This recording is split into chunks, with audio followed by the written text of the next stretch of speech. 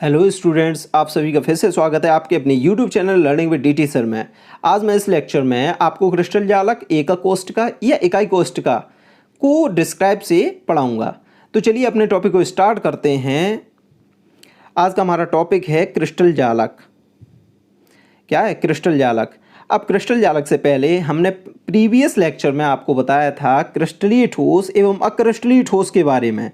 तो क्रिस्टलीय ठोस और अक्रिस्टलीय ठोस में सबसे बड़ा अंतर क्या था कि क्रिस्टलीय ठोस में उनकी ज्यामिति कैसी होती है? ज्यामिति निश्चित ज्यामिति होती है। यानी क्रिस्टलीय ठोस की ज्यामिति कैसी होती है? निश्चित एवं नियमित। कैसी होती है? नियमित। मतलब क्रिस्टलीय ठोसों की ज्यामिति कैसी होती है? निश्चित। अब ज्यामिति निश्चित होती है क्रिस्टलीय ठोसों की, तो उसी का अवयवी है, यानी उसका ही खंड है क्रिस्टल जालक। क्रिस्टल जालक बिंदुओं का वह पुनरावर्ती सममित पैटर्न जो क्रिस्टल में उसके घटक कणों, अब घटक कण कौन कौन से होंगे? परमाणुओं, आयनों या अणुओं की व्यवस्था को प्रदर्शित करता है, क्रिस्टल जालक कहलाता है। ठीक है, तो इसे हम क्या कहेंगे? क्रिस्टल जालक। यानी बार बार किसी भी यूनिट सेल के रिपीटेशन से, यानी बार बार किसी भी यूनिट सेल के पुनरावृत्ति से, यानी इकाई सेल के पुनरावृत्ति से एक सममित पैटर्न प्राप्त होता है, उसे हम क्या कह देते हैं? जो पूरे घटक की व्यवस्था को प्रदर्शित करेगा, तो इसे हम क्या कहेंगे? क्रिस्टल जालक कहेंगे। ठीक है, अब हम इसको समझने के लिए सबसे पहले फिगर की ओर बढ़ते हैं। अब ये जो पॉइंट्स बने हैं तो एक तल में बनाए गए पॉइंट्स हैं। ठीक है, सभी पॉइंट्स का एक दूसरे से निश्चित दूरी पर स्थित हैं। जब ये निश्चित दूरी पर हैं तो ये क्या? एक क्रिस्टल का निर्माण कर रहे हैं। क्रिस्टल का निर्माण कर रहे हैं तो इनका एक, अगर हम इन चार पॉइंट्स को आपस में मिला दें तो जो ये स्ट्रक्चर बनेगी तो हम उसे क्या कहते हैं? Unit cell. क्या कहते हैं? Unit cell. इसी प्रकार से एक ये स्ट्रक्चर है, ये भी स्ट्रक्चर है क्रिस्टल जालक का। जब क्रिस्टल जालक जैसे कोई सा भी हो सकता है,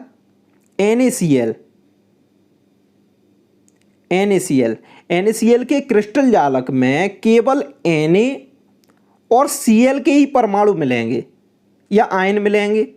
ठीक है, यानी NaCl में ये नहीं है कि कोई और, जैसे आर्गन है, कोई और नहीं आएगा, कोई और परमाणु आ ही नहीं सकता। ठीक है, तो क्रिस्टल जालक क्या है? यानी जिस किसी का भी होगा क्रिस्टल जालक, उसी के परमाणु भाग लेंगे। जैसे NaCl का है, NaCl में कैसे बनता है? Na प्लस Cl माइनस, फिर Na प्लस, फिर Cl माइनस, फिर Cl माइनस, यानी एक Na के बाद में Cl, फिर Cl के बाद में Na, इनका रिपीटेशन होता रहता है। यानी Cl माइनस फिर Na प्लस, ऐसे ही Cl माइनस फिर Na प्लस। ठीक है, ये इस प्रकार ये क्या बनाते हैं? क्रिस्टल जालक बनाते हैं। क्या बनाते हैं? क्रिस्टल जालक। तो अब सबसे पहली बात है, क्रिस्टल जालक कितने प्रकार का होता है? क्रिस्टल जालक कितने प्रकार का होता है? तो क्रिस्टल जालक हमारा 3 प्रकार का होता है। क्रिस्टल जालक कितने प्रकार का? 3 प्रकार का। तो सबसे पहला एक विमीय क्रिस्टल जालक, द्विविमीय क्रिस्टल जालक और त्रिविमीय क्रिस्टल जालक। क्रिस्टल जालक कितने प्रकार का? एक विमीय, द्विविमीय और त्रिविमीय क्रिस्टल जालक। अब सबसे पहले बात करते हैं एक विमीय की। अब एक विमीय क्रिस्टल जालक क्या होता है? यदि समस्त अवयवी कण किसी एक सीधी रेखा में नियमित दूरी और समान दूरी पर पुनरावृत्ति करते हैं। क्या? नियमित और समान दूरी पर पुनरावृत्ति करते हैं, तो उसे हम क्या कहते हैं? एक विमीय क्रिस्टल जालक। जैसे ये पॉइंट्स हैं, तो पॉइंट्स एक दूसरे से क्या इक्वल डिस्टेंस में हैं। इक्वल डिस्टेंस के साथ साथ ये क्या? सीधी रेखा में है, यानी एक सरल रेखा में, तो हम इसे क्या कहेंगे? एक विमीय क्रिस्टल जालक। ऐसे ही बिल्कुल द्विविमीय क्रिस्टल जालक। अब द्विविमीय क्रिस्टल जालक किसे कहते हैं? द्विविमीय क्रिस्टल जालक किसे कहेंगे? यदि समान अवयवी कण या कणों का समूह किसी तल में एक निश्चित दूरी पर, यानी समान दूरी पर पुनरावृत्ति करते हैं, तो उसे हम क्या कहते हैं? द्विविमीय क्रिस्टल जालक, बिल्कुल सेम इसी प्रकार से त्रिविमीय क्रिस्टल जालक। त्रिविमीय क्रिस्टल जालक को क्या कहेंगे? यदि समान अवयवी कणों के समूह किसी त्रिविम में पुनरावृत्ति करते हैं, क्या किसी त्रिविम में पुनरावृत्ति करते हैं, त्रिविम यानी कि क्या 3 डायमेंशनल, ये क्या था 2 डायमेंशनल, और एक विमीय 1 डायमेंशनल, यानी 3 विमाओं में कण बार बार पुनरावृत्ति करेंगे तो हम क्या कहेंगे? ये त्रिविमीय क्रिस्टल जालक। अब है हमारा टॉपिक एकक कोष्ठिका। एकक कोष्ठिका से आप क्या समझते हैं? सबसे पहले एकक कोष्ठिका को मैं साधारण भाषा में एक्सप्लेन करता हूँ। जैसे कोई भी जीवित जीव है, जीवित जीव की सबसे छोटी इकाई कौन सी है? कोशिका यानी सेल। उसी प्रकार से किसी भी क्रिस्टल जालक की सबसे छोटी इकाई क्या कहलाती है? एकक कोष्ठिका। ठीक है, क्रिस्टल जालक की छोटी छोटी इकाई क्या कहलाएगी? एकक कोष्ठिका, यानी वह इकाई जिससे बार बार पुनरावृत्ति होने से किसी क्रिस्टल जालक का निर्माण होता है उसे हम क्या कह देते हैं? एकक कोष्ठिका। तो एकक कोष्ठिका में क्या, अब हम इसको कैसे डिफाइन करें? जैसे किसी क्रिस्टल जालक का पुनरावृत्ति यूनिट क्या कहलाता है? एकक कोष्ठिका कहलाता है। यानी किसी क्रिस्टल जालक का पुनरावृत्ति यूनिट जो बार बार रिपीटेशन होता है किसी क्रिस्टल लैटिस में यूनिट सेल का, तो हम उसे क्या कहते थे? Unit cell. केवल एक को यूनिट सेल। जैसे आप फिगर के माध्यम से हम समझेंगे। जैसे एक द्विविमीय क्रिस्टल जालक है, ये क्या है? द्विविमीय क्रिस्टल जालक।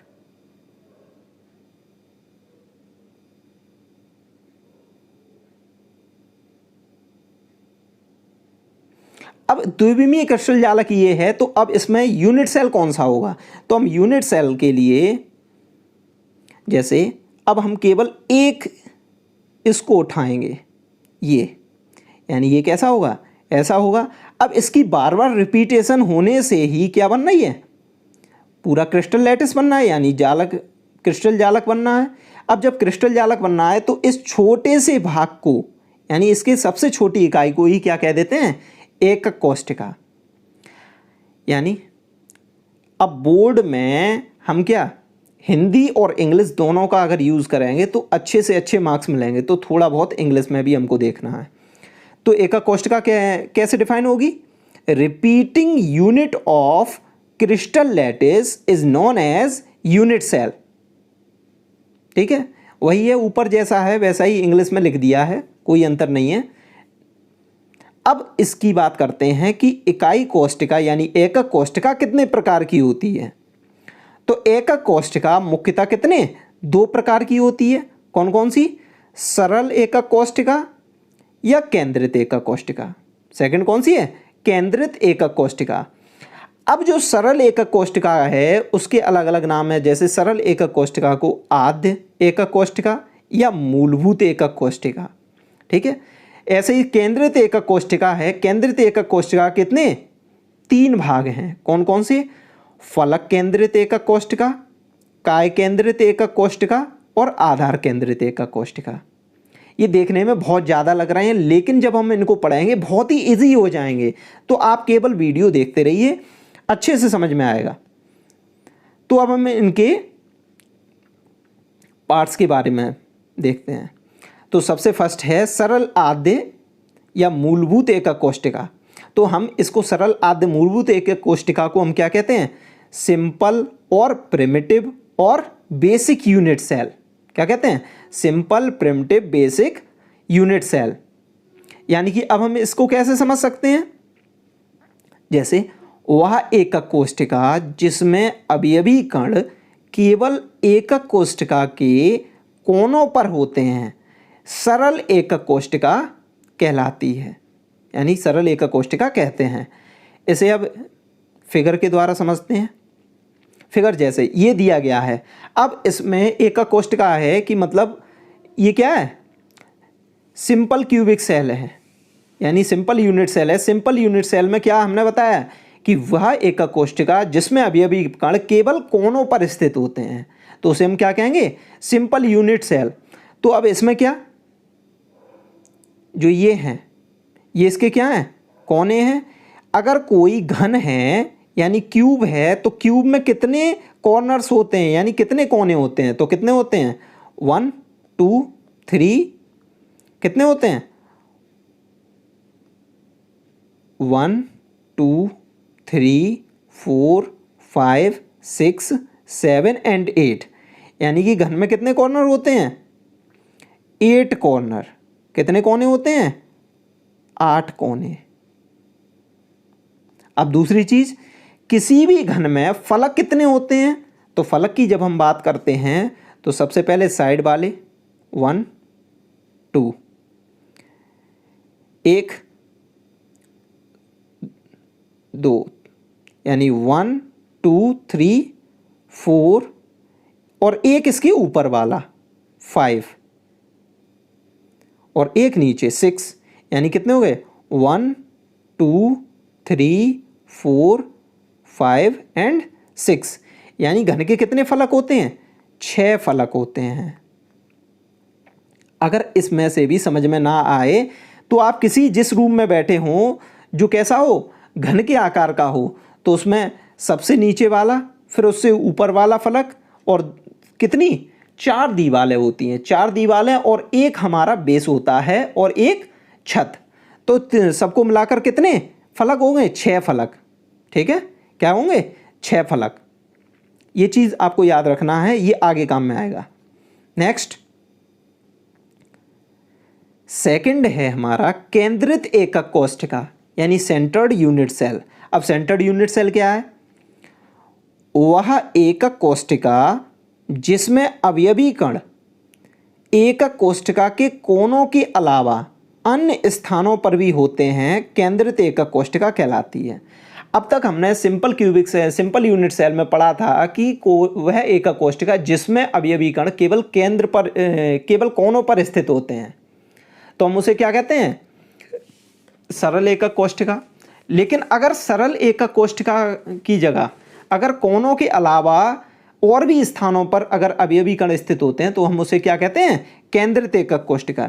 यानी फलक के केंद्र पर हो सकता है या किसी एकक कोष्ठिका के बिल्कुल मध्य में हो सकता है अवयवी कण। तो इस बेस पर इसको कितने पार्ट्स में? 3 भागों में बांटा गया है। कौन कौन से?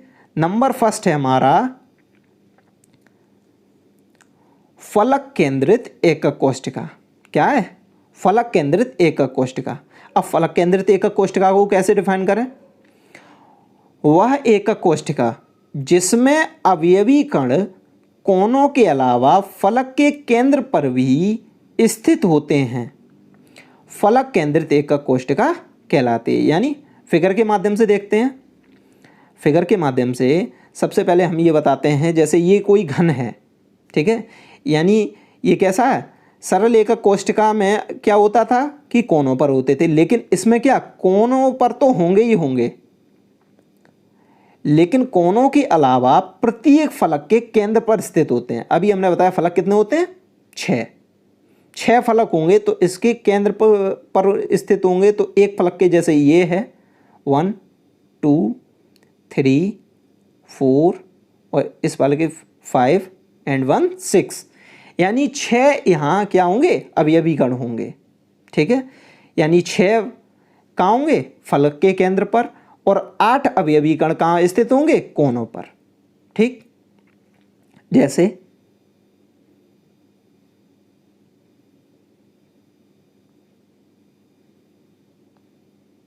कोई भी यूनिट सेल ऐसा होगा कुछ। ठीक है, अब इसके अवयवी कणों की बात करते हैं तो कोनों पर तो होंगे ही होंगे।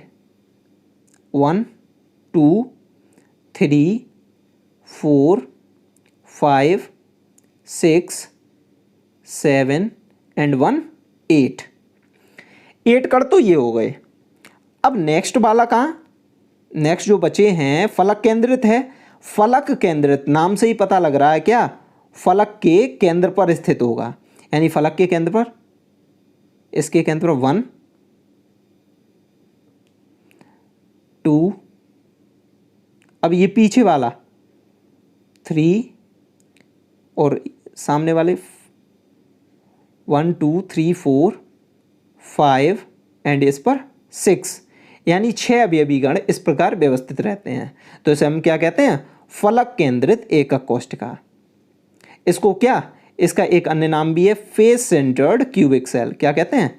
फेस सेंटर्ड क्यूबिक सेल, यानी सिंपल क्या है, यूनिट सेल। ठीक है। नेक्स्ट इसका पार्ट है, बी पार्ट है काय केंद्रित या अंतः केंद्रित एकक कोशिका। क्या? काय केंद्रित या अंतः केंद्रित एकक कोशिका। इसका सेकंड नेम क्या है? इसको इंग्लिश में क्या कहते हैं? Body centred cubic unit cell.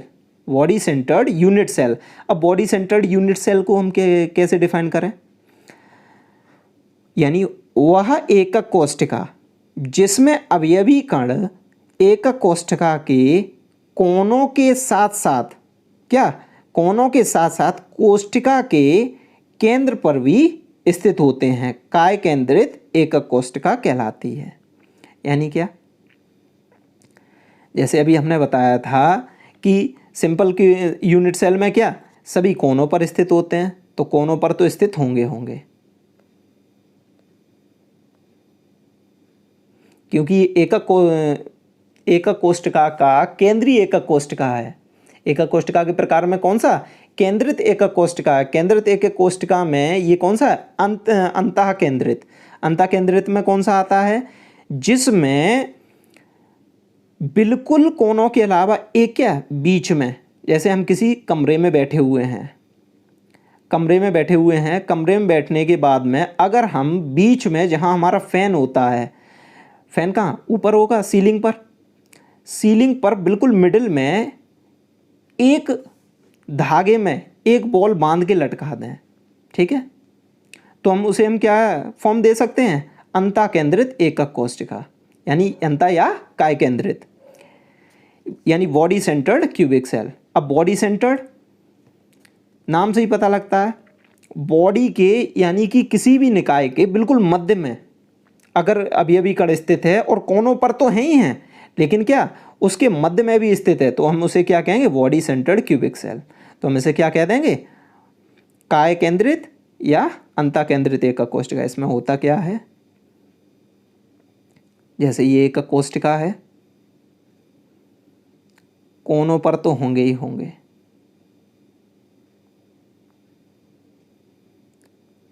लेकिन एक इसके बिल्कुल मध्य में भी उपस्थित होगा, तो इसे हम क्या कहेंगे?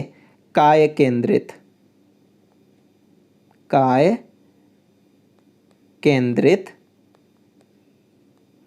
एकक कोशिका।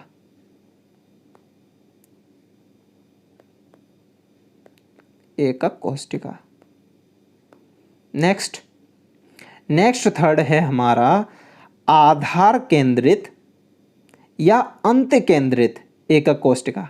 वैसे इसको क्या कहते हैं? आधार केंद्रित, और सेकंड इसका नाम क्या है? अंत केंद्रित एकक कोशिका, यानी वेस सेंटर्ड और एंड सेंटर्ड यूनिट सेल।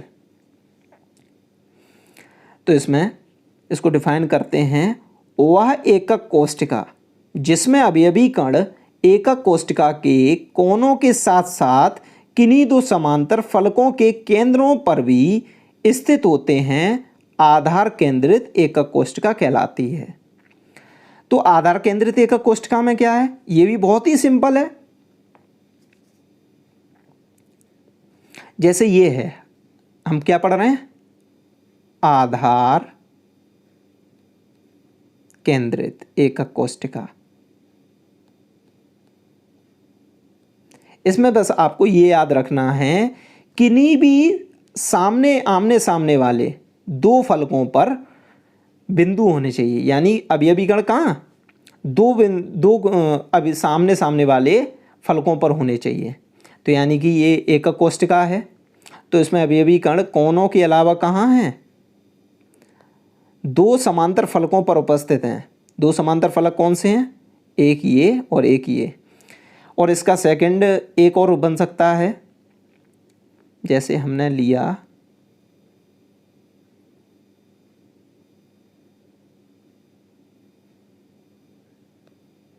जैसे ये है। अब इसके कोनों पर तो हैं ही हैं, कोनों पर अवयवी कण हैं। अब इसमें ऊपर नीचे थे, हो सकता है यहाँ। पहले हमने एकक कोशिका को जाना, अब हम एकक कोशिका के अवयवों के बारे में जानते हैं। एकक कोष्टिका में कितनी 3 विमाएं होती हैं। कितनी 3 विमाएं, कौन कौन सी?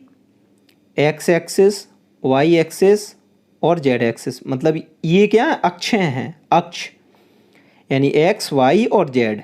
और इन तीनों अक्षों को क्या कहते हैं? क्रिस्टलीय अक्ष। क्या कहते हैं? क्रिस्टलीय अक्ष। ये क्या कहलाती हैं? विमाएं तीनों क्रिस्टलीय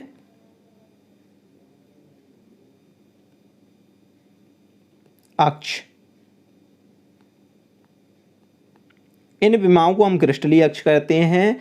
और जो कोर हैं, कोर अब इसमें 3 हैं अलग अलग। कौन कौन सी? जिस प्रकार से कमरे में किसी में लंबाई चौड़ाई ऊंचाई होती है और उसको LBH से रिप्रेजेंट किया जाता है, उसी प्रकार से हम इसके कोरों की लंबाई एक को A से, दूसरे को B और तीसरे को C से रिप्रेजेंट करेंगे। अब इसमें एल्फा बीटा गामा ये क्या है? ये इनके फलकों के बीच बने हुए कोण हैं, जिनको हम क्या अंतरा अक्षीय कोण कहते हैं। क्या कहते हैं? अंतरा अक्षीय कोण। क्योंकि ये कहाँ बने हैं? अक्षों पर बने हैं। अक्षों पर बने हैं और वो क्या, वो भी कहाँ? एकक कोष्ठिका के अंदर। तो हम इसको क्या कहेंगे? अंतरा अक्षीय कोण। अभी हमने एकक कोष्ठिका और इसके प्रकारों के बारे में जाना।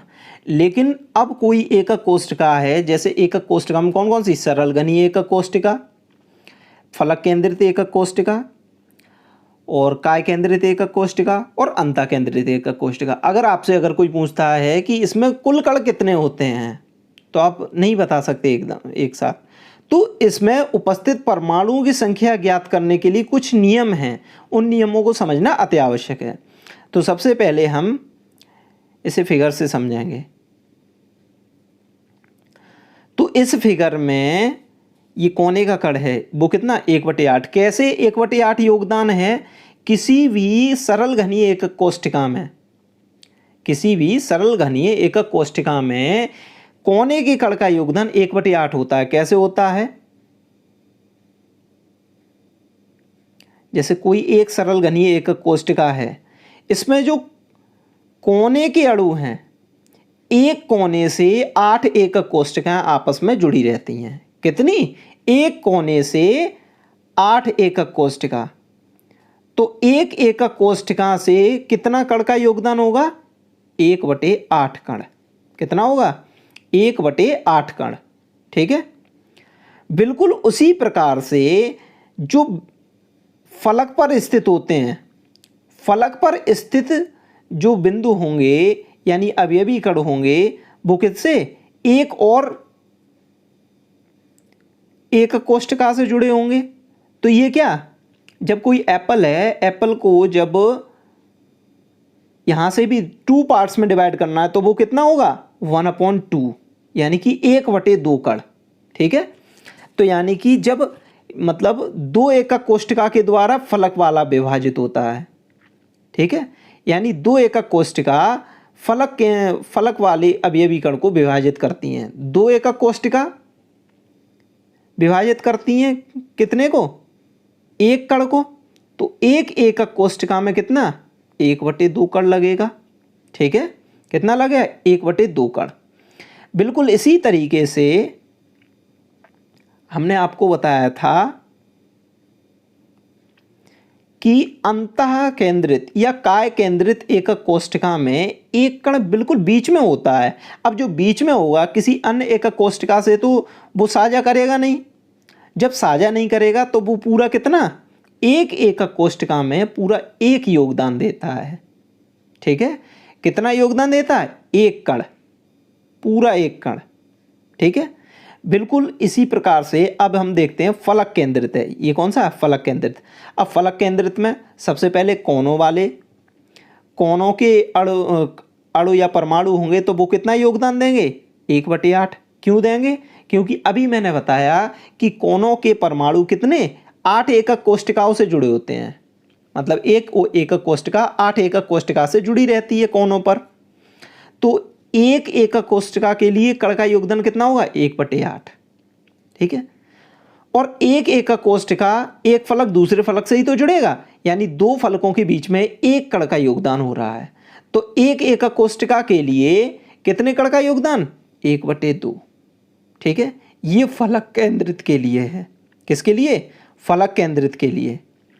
बिल्कुल इसी प्रकार से अंतः केंद्रित एकक कोष्ठिका के लिए, अंतः केंद्रित एकक कोष्ठिका के लिए जो कोनों के अणु होंगे, कोनों वाले कण होंगे, वो कितना? एक एकक कोष्ठिका के लिए 1/8 कण, क्योंकि एक एकक कोष्ठिका के कोने से 8 एकक कोष्ठिका जुड़ी रहती हैं।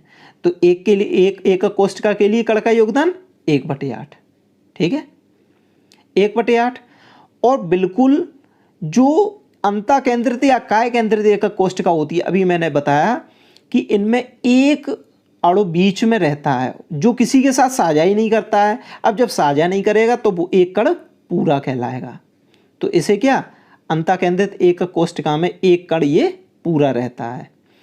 अब बात करते हैं इसमें काय केंद्रित, आधार केंद्रित एकक कोष्ठिका में क्या होता है? आधार केंद्रित एकक कोष्ठिका में 2 फलक होते हैं, ऊपर नीचे। ठीक है, आधार केंद्रित एकक कोष्ठिका में क्या होता है? समांतर फलकों पर क्या? समांतर फलकों के केंद्र पर स्थित होते हैं और कोनों पर भी होते हैं। तो एक कण का योगदान इसमें कितना होता है? कोनों वाले कण का योगदान, कोनों वाले कण का तो योगदान 1/8 ही होता है।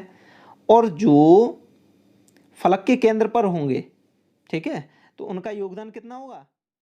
घनीय एकक कोष्ठिका में प्रति एकक कोष्ठिका परमाणुओं की संख्या। तो नंबर फर्स्ट है हमारा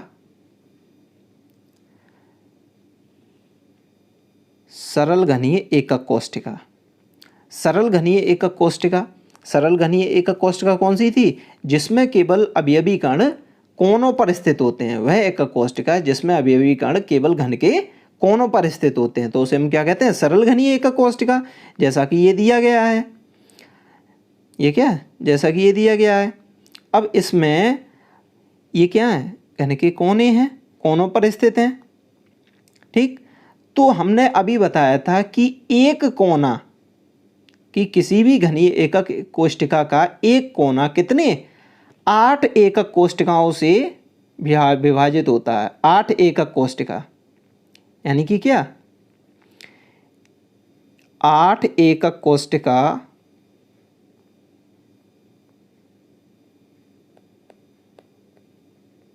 द्वारा कितना? एक कण विभाजित होता है। तो एक एकक कोष्ठिका में कितना होगा? तो एक एकक कोष्ठिका में होगा हमारा 1/8 कण। कितना होगा? 1/8 कण। तो उसी तरीके से प्रति एकक कोष्ठिका में अवयवी कणों की कुल संख्या कितना? 8 × 1/8 = 1। ठीक है, ये एक कण कहाँ से आया है? ठीक है, इसलिए मैंने वो बताया था कि एक एकक कोष्ठिका का कोने वाला कण, ठीक है, 8 एकक कोष्ठिका से विभाजित होता है। 8 एकक कोष्ठिका से, तो एक कण का योगदान कितना? 1/8। तो कितना हो गया? 8 से 8, क्योंकि 8 कोने हैं। क्यों कितने? 8 कोने हैं। और 1/8 एक कण का योगदान है एक एकक कोष्ठिका में। तो 8 से 8 कटने के बाद में कितना बचेगा? एक कण। कितना? यानी सरल घनीय एकक कोष्ठिका में कितना? एक कण का योगदान होता है। ठीक है, कुल कणों की संख्या कितनी होती है? एक कण। नेक्स्ट, काय केंद्रित या अंतः केंद्रित घनीय एकक कोष्ठिका। अभी मैंने बताया थोड़ी देर पहले कि इसमें कोनों के अलावा एक बिल्कुल मध्य में स्थित होता है। एक अवयवी कण कहाँ? बिल्कुल मध्य में। अभी हमने परमाणु की संख्या ज्ञात करने के नियम के तहत हमने पढ़ा अभी कि जो कोने वाले होते हैं, तो 8 एकक कोष्ठिका से, तो एक कण का योगदान कितना? 1/8 होता है। और जो मिडिल वाला है वो कैसा? वो किसी से टच ही नहीं होता है। जब टच नहीं होगा ना शेयर होगा, तो वो क्या? पूरा का पूरा। तो उसी प्रकार से सबसे पहले प्रति एकक कोष्ठिका में कोनों के कणों का योगदान, कितने कणों का योगदान? 8 × 1/8, यानी 8 × 1/8 = 1 कण। ठीक है, घन के केंद्र पर एक कण है जिसका योगदान, केंद्र में एक कण है, ठीक है, जो किसी के साथ शेयर ही नहीं होता है। क्या शेयर ही नहीं होता है? तो उस कण का योगदान कितना होगा? एक कण। ठीक है। तो प्रति एकक सेल अवयवी कणों की कुल संख्या, तो कुल संख्या कितनी हो जाएगी, एक ये और एक ये, 1 + 1 = 2, यानी कितने, 2 कण। यानी काय या अंतः केंद्रित घनीय एकक कोष्ठका में कितने परमाणुओं का या कणों का योगदान होता है, 2 कणों का। कितने कणों का, 2 कणों का। नेक्स्ट इसी टाइप से फलक केंद्रित घनीय एकक कोष्ठका, फलक केंद्रित घनीय एकक कोष्ठका। अब फलक केंद्रित घनीय एकक कोष्ठका में कितने फलक, 6 फलकों पर एक एक होता है, एक एक अवयवी कण होगा 6 फलकों पर, और कोनों पर तो 8 होंगे ही होंगे, क्योंकि घन के कोने कितने होते हैं, 8 होते हैं, तो 8 कोनों पर एक एक, ठीक है। और एक कण 8 एकक कोष्ठकाओं से जुड़ेगा, एक कण कितना, 8 एकक कोष्ठकाओं से। अब 8 एकक कोष्ठकाओं से जब जुड़ेगा तो एक कण का योगदान, एक एकक कोष्ठका में एक कण का योगदान कितना, 1/8 है, तो 8 कणों में कितना, 1। अब मैंने बताया था कि जो फलक हैं तो दूसरे फलक से ही तो जुड़ सकते हैं आपस में, ठीक है। तो एक फलक में, एक फलक से दूसरा फलक जुड़ सकता है, ठीक है। यानी कि जैसे ये समझ सकते हैं, इन दोनों को जब आपस में जोड़ेंगे और यहाँ एक तरबूज रखा है, ठीक है, तो ये कितना, आधा आधा हो जाएगा, यानी कि एक का 1/2, ठीक है। यानी एक कण एक एकक कोष्ठका में 1/2 और दूसरी एकक कोष्ठका में 1/2, क्योंकि एकक कोष्ठका में 6 फलक होते हैं और एक कण का योगदान कितना, 1/2, तो टोटल कितने हो जाएंगे, 2 3 या 6, कितने, 3 कण, कितने हो जाएंगे, 3 कण।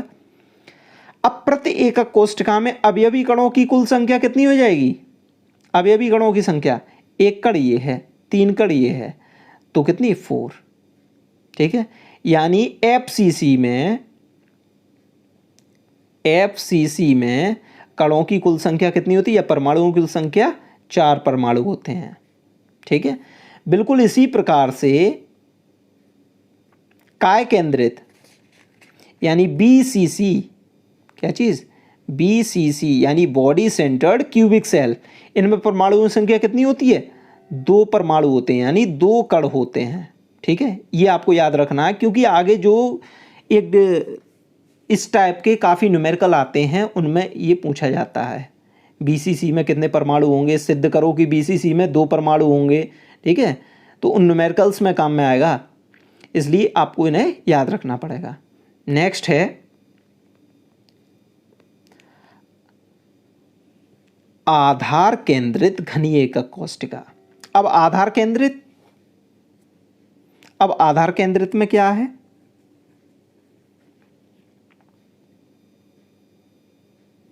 अब आधार केंद्रित में क्या है कि 2 फलक पर 2 कण एकक कोष्ठका उपस्थित होती है, ठीक है। मतलब कहने का मतलब है जैसे कोई एक एकक कोष्ठका है,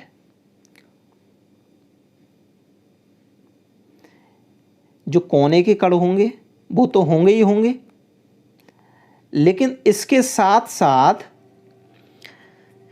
जो ये कण होगा वो तो 8 एकक कोष्ठका के द्वारा सहभाजित होगा, तो क्या 8 × 1/8 कितना, 1 कण, ठीक है। इनसे मिलाकर 1 कण बना, लेकिन केवल 2 ही कण आपस में 2 फलक पर स्थित रहते हैं, फलक के केंद्र पर कितने, 1 1, तो 2 कण हैं, ठीक है। 1 कण आधा से विभाजित करता है, 1 कण आधा, तो ये दोनों 1/2 1/2 कितना, 2/2, यानी कितना, 1 कण। तो पूरे दोनों फलकों पर उपस्थित 2 कण प्रति एकक कोष्ठका में योगदान कितना, 1। तो प्रति एकक कोष्ठका में कुल कणों की संख्या,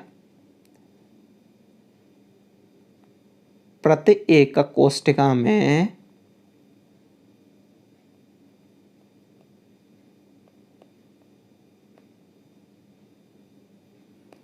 कुल कणों की संख्या, कुल कण कितने हो जाएंगे, 1 + 1 = 2 कण, ठीक है। कितने हो जाएंगे, 2 कण।